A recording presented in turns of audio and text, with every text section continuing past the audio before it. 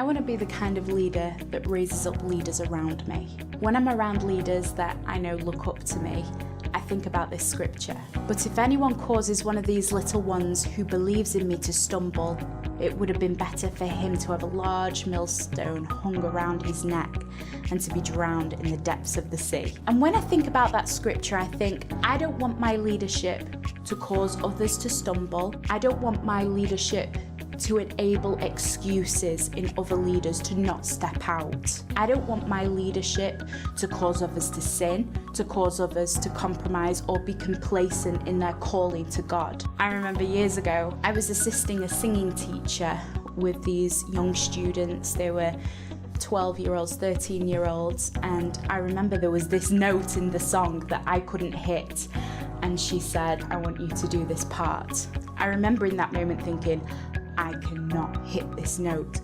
But I remember even more was the pull of the thought of letting these young ones be led into a lack of confidence. If I showed them my lack of confidence, I felt like I wasn't leading them in a good way. I wasn't being a good leader. I wasn't leading them into a place of strength and confidence in themselves because I had none myself. So in that moment, I decided I wasn't going to disagree with the teacher. I was just going to be obedient and just do it. And I think often there are times when God asks you to do something and there are many young ones watching us. And the thing is, are we going to step out?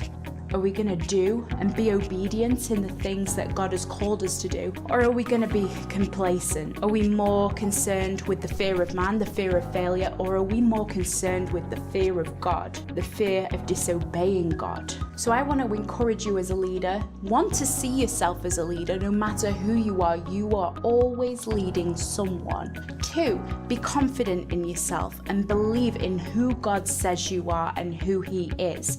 Because there are always those who are watching, if not for the sake of yourself, then at least for the sake of those following you who are behind you. Step out in confidence to what God is saying to you and who He has called you to be as a leader. Be the leader that God has called you to be and be obedient to everything He says.